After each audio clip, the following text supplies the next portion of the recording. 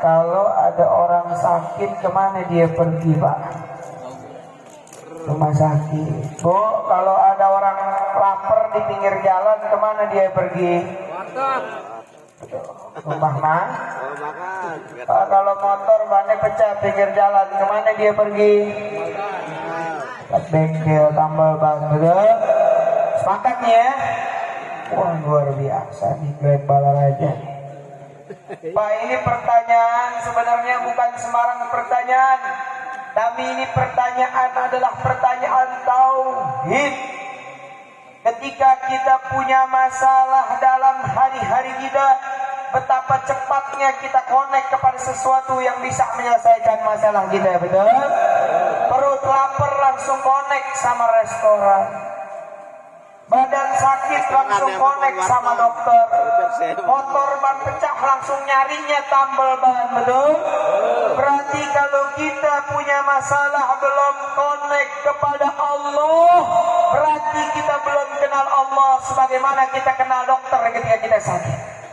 Kita belum kenal Allah sebagaimana kita kenal tukang tambal ban ketika ban kita bocor. Bahkan kita belum kenal Allah sebagaimana kita mengenal rumah makan ketika perut kita lapar. Padahal kalau kita punya masalah datang kepada Allah, Allah tidak akan tanya apa masalah kita karena Dia Maha tahu, betul? Tapi bapak-bapak motor rusak datang ke bengkel, bawa aja motornya diemin, kira-kira kang bengkelnya benerin nggak? Ya ditanya dulu yang rusak yang mana, betul? Begitu juga ke dokter, masuk rumah sakit, diam aja, nggak usah ngomong apa-apa. Kira-kira dokter bakal ambil tindakan atau tidak? Ya. Datang ke rumah padang, masuk, diam doang, kira-kira disediain makan nggak? Karena dia nggak tahu apa yang kita inginin, dia nggak tahu apa yang kita pengen. Tapi kalau Allah Subhanahu Wa Taala, ketika kita datang kepadanya, Allah tidak tanya apa masalah kita. Allah tidak tanya bagaimana kondisi kita, karena Allah tahu bagaimana kondisi dan situasi hambanya. Cuman yang jadi masalah hambanya kadang nggak mau datang sama Allah. Hambanya nggak mau kenal sama Allah. Hambanya tidak tahu siapa Allah. Bahkan buat menyebut namanya saja beratnya luar biasa. Buat mengingat namanya saja luar biasa sulitnya. Mudah-mudahan jangan sampai ada di tengah-tengah kita. Amin. Yang lebih parah lagi, kadang hambanya tidak peduli sama Allah. Dia lebih peduli sama hamba Allah daripada peduli sama Allah. Dari mana buktinya? Buktinya ada seorang hamba yang keluar rumah dengan pakaian yang ganteng.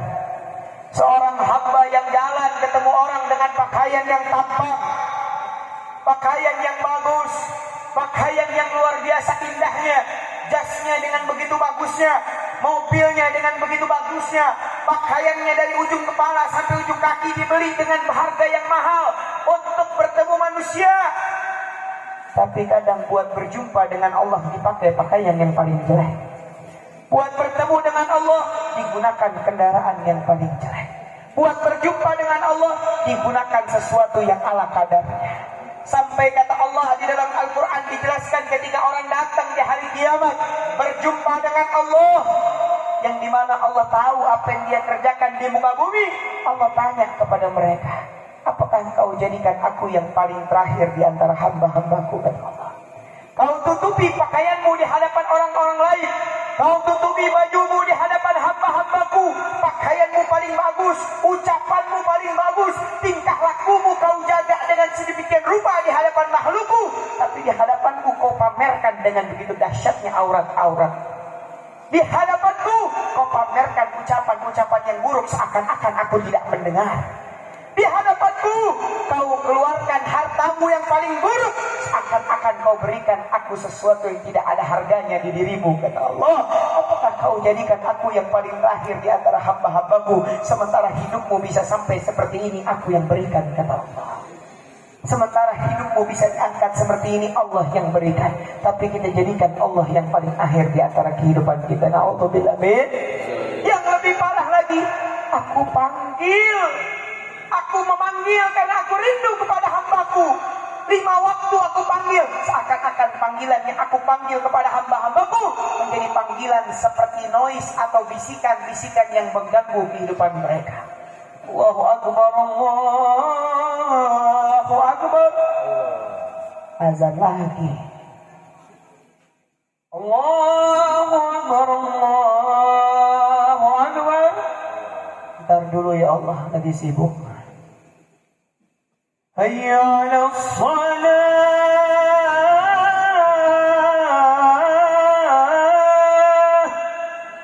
Ntar dulu ya Allah, lagi meeting. Ini FM-an ya Allah. Triliunan ya Allah. Ntar dulu. Belakangan. Ada nggak yang begitu? Ada nggak yang begitu? Mudah-mudahan jangan sampai kita begitu. Amin ya Rabbal. Siapa yang pengen aku bahagiakan, kata Allah. Siapa yang pengen aku bahagiakan, kata Allah. Aku yang takdirkan segala kebaikan untuk kalian, kata Allah. Kalian pengen diangkat derajat lu kecil buat Allah. Kalian pengen hidup bahagia kecil buat Allah. Kalian pengen hidup dengan nikmat kecil buat Allah. Tapi apa balasan kalian kepada kebaikan yang aku berikan, kata Allah? Apakah nikmat yang kalian harapkan, namun kebaikan yang kalian berikan dengan sebegitu entengnya? Kalian pengen harta yang banyak, tapi 1 rupiah kalian keluarkan buat kebaikan seakan-akan diambil rumah kalian.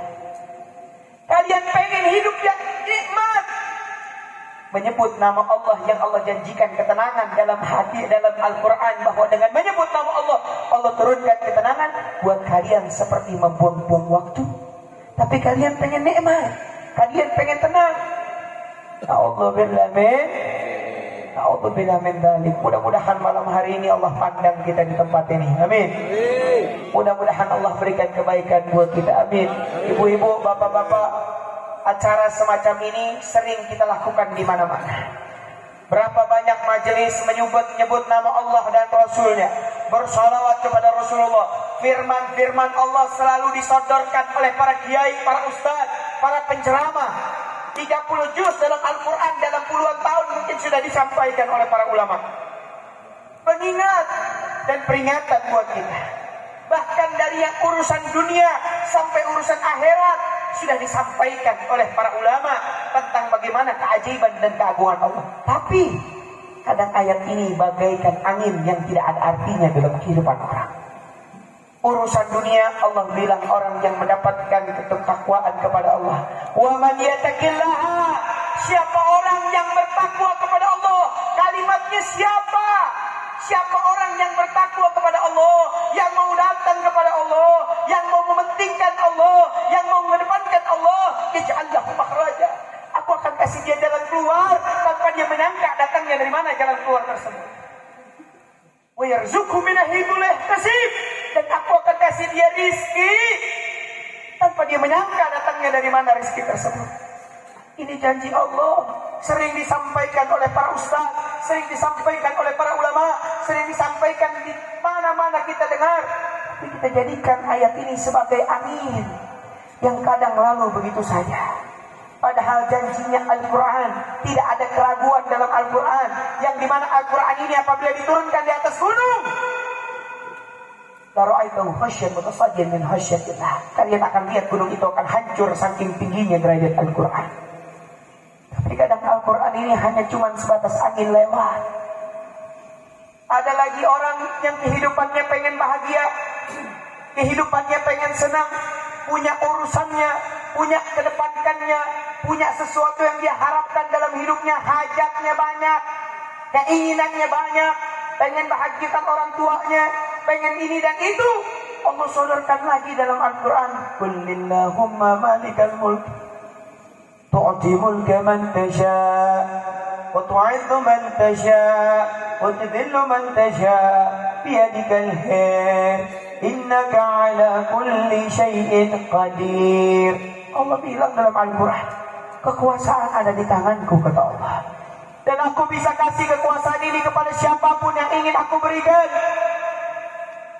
Tukhrijul hayya minal mayyiti wa tukhrijul mayyita minal hayy wa tulijul laila fin nahari wa tulijul nahara fil lail wa tarzuqu man tasha'u bighairi hisab. Pagi bisa aku bikin malam, kata Allah. Malam bisa aku bikin pagi. Yang hidup bisa aku matikan, kata Allah. Yang mati bisa aku hidupkan, kata Allah. Bahkan aku bisa memberikan kalian rizki bighairi hisab. Unlimited, gak ada batasnya. Cuman satu yang Allah pengen. Wa man yattaqillaha. Ayo kembali kepadaku, kata Allah. Ayo datang kepadaku, kata Allah. Ayo kembali kepadaku, kata Allah. Itu semua bisa kalian dapatkan.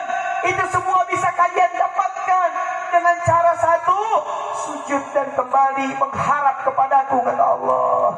Kembali datang kepadaku, kata Allah. Namun kadang ayat-ayat firman Allah ini hanya angin embusan dalam telinga kita. Ulama nyampein berulang-ulang, ustadz nyampein berkali-kali. Tiap acara disampaikan tentang keagungan dan kebaikan Allah. Bahkan sampai dicontohin, bahkan sampai dipraktekin, bahkan sampai ditunjukin. Tapi apa yang terjadi? Tetap bagaikan angin yang lewat begitu saja. Na'udzubillah min. Allah bilang dalam surat Al-A'raf, apa Allah bilang? Ternyata neraka itu isinya jin dan manusia. Jin dan manusia. Manusianya kayak apa? Ciri-ciri manusia penghuni neraka kayak apa? Allah bilang dalam surat Al-A'raf, manusia yang apabila hati mereka disampaikan Al-Quran, namun mereka tidak pernah menggunakannya untuk memahaminya.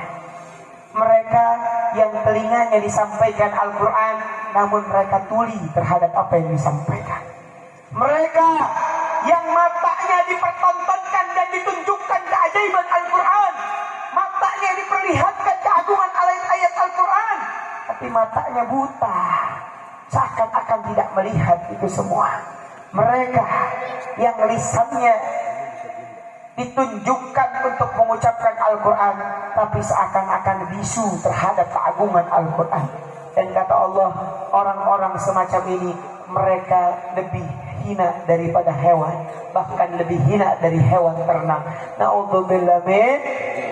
Dikasih Al-Quran, dikasih petunjuk, diajarkan tentang keagungan Allah, diajarkan tentang keajaiban Allah, diajarkan untuk mengagungkan Allah. Tapi seakan-akan Allah ini tidak berguna dalam hidupnya.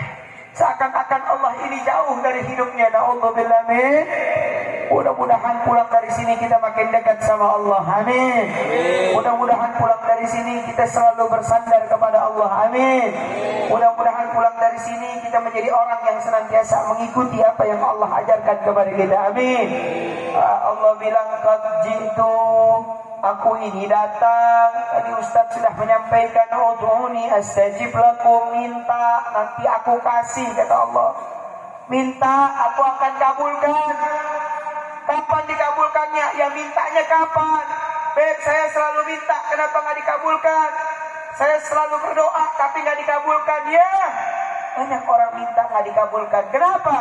Yang pertama, bisa jadi dia minta tapi qulubuhum mu'allaq bi syai'in akhar. Tapi ketika dia minta, hatinya mikirin yang lain. Mintanya biar dikasih hati yang tenang, tapi yang ada di hatinya pikiran yang membuat dia tidak tenang. Ini namanya mintanya bercanda. Yang kedua, bisa jadi nggak dikabulin karena Allah menunda sampai dia mendapat waktu yang tepat untuk dikabulkan oleh Allah. Betul? Betul? Intinya adalah minta kepada Allah. Minta kepada Allah Subhanahu wa ta'ala, berharap kepada Allah Subhanahu wa ta'ala, sehingga mudah-mudahan Allah angkat masalah dalam kehidupan kita. Amin. Allah mudahkan segala urusan kita. Amin. Ma ukhfiya lahu min qurrati ayunin jazaa bima kanu la ya'lamun. Kata Allah, kalian tidak akan pernah tahu hadiah apa yang saya berikan kepada mereka yang melakukan tahajud dan sedekah. Dua. Kenapa tahajud? Karena tahajud waktu kita kepada Allah Subhanahu wa ta'ala. Di saat orang tidur, kita duduk, kita sholat, meminta kepada Allah. Sedekah bentuk pengorbanan kita kepada Allah Subhanahu wa ta'ala. Kalian tidak pernah tahu hadiah apa yang aku berikan kepada orang yang mengerjakan dua hal ini. Betul? Betul? Makanya mudah-mudahan hajat kita banyak di tempat ini. Betul? Mudah-mudahan mulai hari ini, mulai malam ini, berkah acara ini, hajat-hajat kita dipandang oleh Allah Subhanahu wa ta'ala. dan disiapkan waktu yang terbaik untuk dikabulkan oleh Allah Subhanahu wa taala. Amin. Saya punya cerita. Mau denger gak, Bu? Ada anak muda. Ini anak muda nih. Anak muda hidupnya petantang petenteng. Yang bahasa Betawi bilang petantang petenteng. Ya, nggak ada tujuan. Ke sono, ke sini, ya, nggak ada kerjaan. Sampai tiap hari kerjaannya nyari kerja tiap hari. Akhirnya apa yang terjadi? Ini anak muda pulang, habis dia cari kerja nggak pernah dapat, dia lihat ada lamaran kerja di sebelah warung Padang, dipoto sama dia. Wah, pulang dia ke rumah, dia pengen besok gua ngelamar kerja. Sampai rumah dia tinggal sama neneknya. Neneknya bilang, lo nggak capek hidup? Tiap hari nyari kerja. Bukannya kerja malah sibuk nyari kerja. Nggak capek apa? Katanya anak, siapa sih yang nggak capek, Nek? Habis gimana? Hidupnya begini udah. Saya kan juga usaha nyari kerja, tapi emang kagak pernah dapet. Akhirnya neneknya bilang, coba deh, lu sekali-sekali kalau cari kerjanya minta temenin. Sama siapa nih? Sama Allah. Cari kerjanya minta temenin sama Allah, jangan sendirian. Orang kalau sendirian jadi nggak ada arahnya.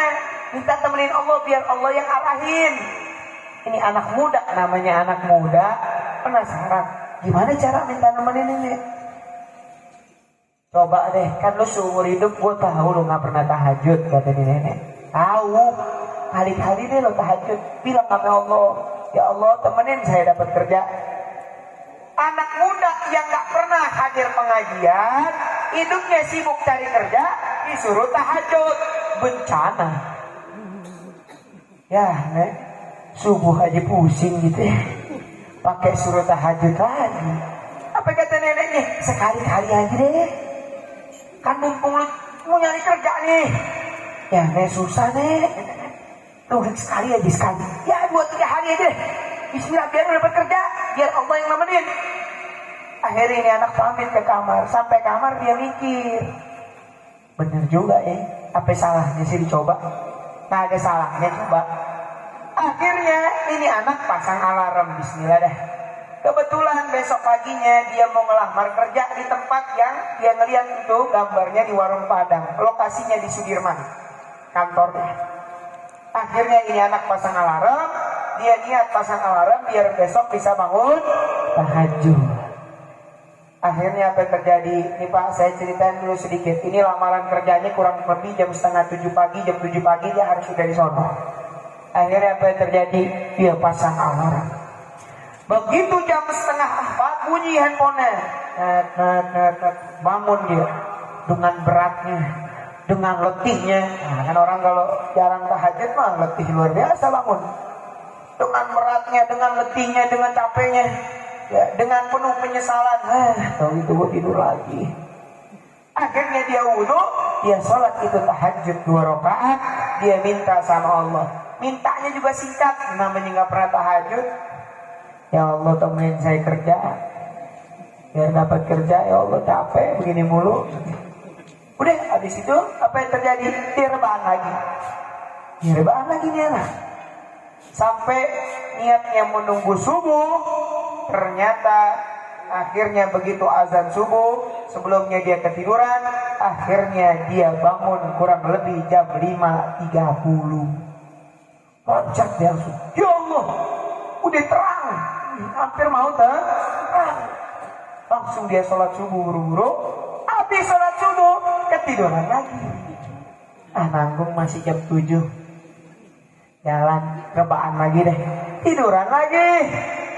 Bangun-bangun jam 7 kurang seperempat. Loncat dia gak pakai mandi. Langsung apa? Nenek, kenapa gak bangunin saya? Kurang aja pesenin, kata neneknya. Ya Allah, ini gara-gara tahajud nih gue nih. Gara-gara tahajud. Dia loncat langsung, dia naik kendaraan umum. Sampai di jalanan mata udah beler Pak. Wah, udah ngantuk. keler matanya. Yang ada di hatinya cuma satu, gara-gara tahajud nih. Udah nggak mau tuh kerjain tahajud, akhirnya jadi kesiangan begini katanya. Apa yang terjadi?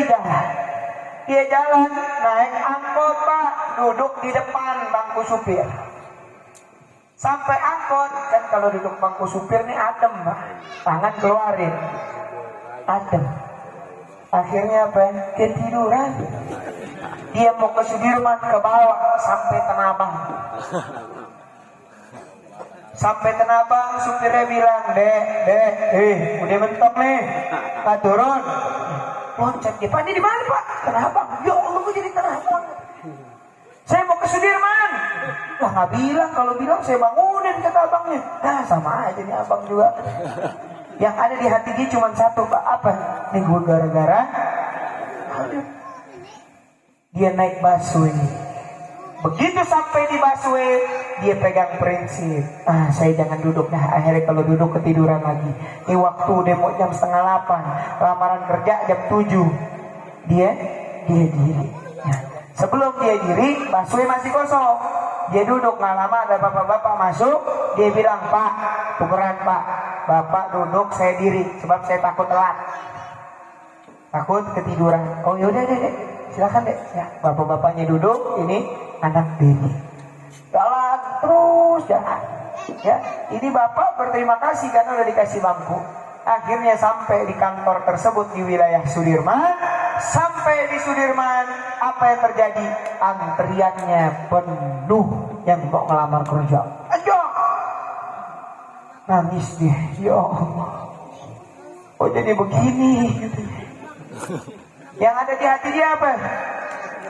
Gue emang gara-gara tahajud nih gue begini nih. Tahu gitu gue nggak usah tahajud. Kalau gue tahajud akhirnya jadi begini. Antrian sudah panjang, mau gimana lagi? Akhirnya hati bilang, kalau gitu gue pulang aja deh. Udah gak ada harapan namanya di kerjaan. Udah gak ada harapan namanya di kerjaan. Begitu dia mau balik badan Pak, apa yang terjadi? Ada yang nepok. Mas, loh ini bapak yang tadi di busway. Kamu ngapain di sini? Ini Pak, saya mau ngelamar kerja Pak, tapi saya kesiangan, telat.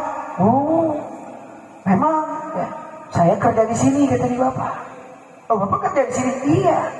Kamu ngelamar di mana? Di lantai 2 ini Pak. Oh, udah yuk masuk sama saya ke dalam dah.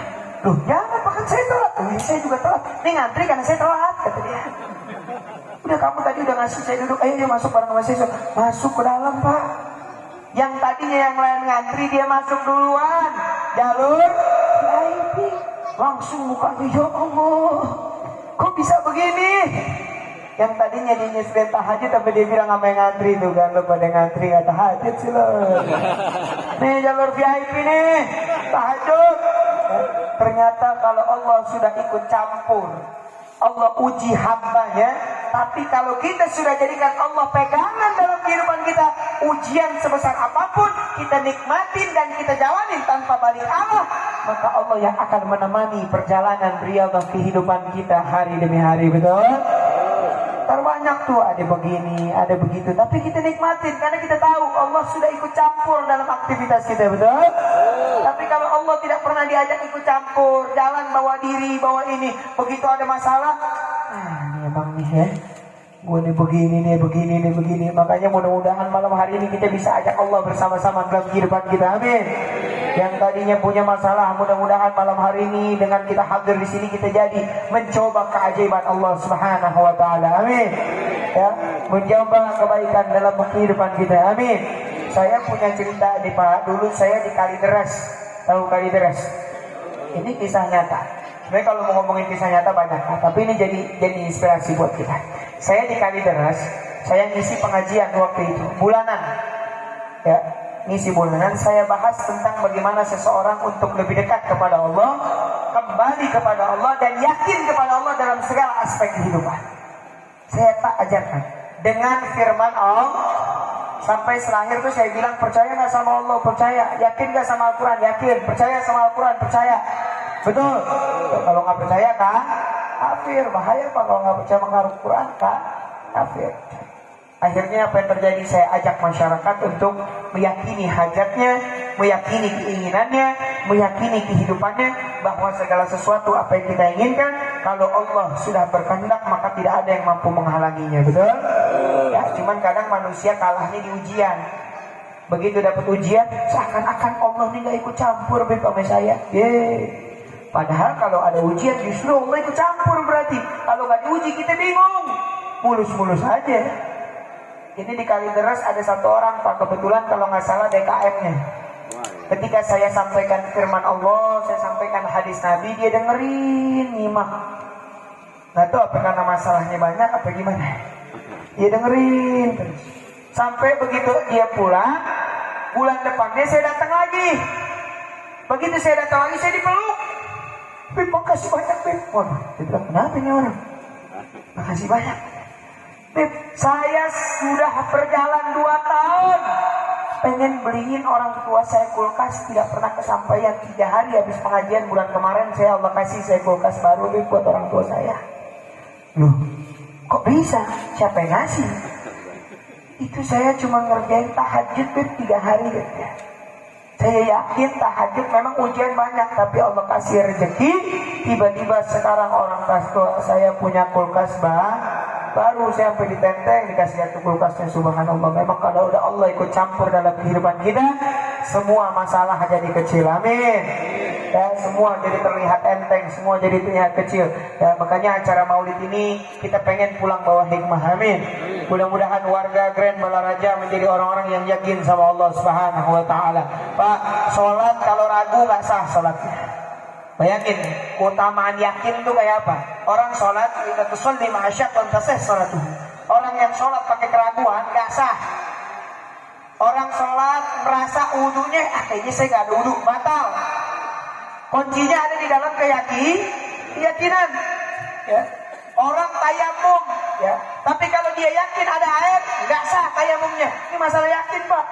Islam itu agama yang mengajarkan keyakinan sama Allah, yakinan bahwa Allah yang mampu membahagiakan dan merendahkan dan menghinakan seseorang, yakin. Cuman kalau kita lebih yakin sama makhluk daripada sama Allah, maka Allah jadi apa di tengah-tengah kita? Seakan-akan kita menghamba kepada makhluk daripada kepada Allah. Na'udzubillah min. Mudah-mudahan Allah hadirkan jiwa dan raga kita untuk cinta kepada Allah dan Rasulnya. Amin. Ya Allah, jadikan kita orang-orang yang mengikuti Nabi Muhammad agar cinta kepada Allah. Amin. Ya, dan kita mudah-mudahan menjadi orang-orang yang diridai oleh Allah Subhanahu wa taala. Makanya saya yakin yang hadir di sini hajatnya banyak. Yang yakin yang saya yang hadir di sini kita punya dosa banyak, betul? Yang acara ini tujuannya buat apa, Pak? Tujuannya buat apa? Biar Allah pandang kita. Amin. Di tengah kesibukan kita 24 jam kali 7 kali 12 bulan. Sibuk sama dunia dan kehidupan kita, Allah cuma minta waktu kita nih di tempat ini 2 jam, 3 jam buat kita ingat sama Allah Subhanahu wa taala. Tashwiqan lis-sami'in min hawasil mu'minin. Ini acara untuk apa? Untuk orang-orang yang rindu. Untuk orang-orang yang rindu. Siapa mereka? Orang-orang yang khusus kepada orang-orang yang beriman dalam hatinya. Mudah-mudahan kita menjadi orang-orang yang beriman di tempat ini. Amin. Yang yakin kepada Allah, yang rindu kepada Allah, yang rindu kepada Nabi Muhammad, sehingga Allah pandang kita di tempat ini. Amin. Amin ya Rabbal alamin. Makanya ditanya, kenapa bapak-bapak hadir di tempat ini? Allahumma inna nas'aluka ridhaka wal jannah. Ya Allah, biar saya dapat ridho dari Allah dan dapat surga. Betul? Kenapa panitia rela capek-capek bikin ini semua acara semacam ini? Jawabannya satu, Allahumma inna nas'aluka ridhaka wal jannah wa na'udzubika min sakhatika wan nar.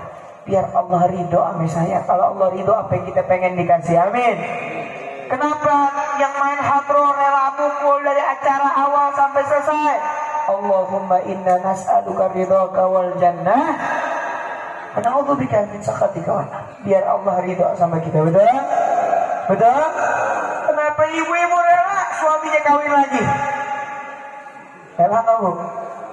Rela nggak? Nggak rela? Kan Allahumma inna nas'aluka ridho. Oh enggak? Kenapa ibu-ibu makin cinta sama suaminya? Karena Allahumma inna nas'aluka ridhoka wal jannah wa na'udzubika min sakhatika wan nar. Biar makin sayang sama suaminya, betul. Biar bertambah cintanya sama suaminya, yang suaminya mudah-mudahan makin nggak mau jawab tuh suaminya. Makin apa, diam aja. Makin apa, Pak?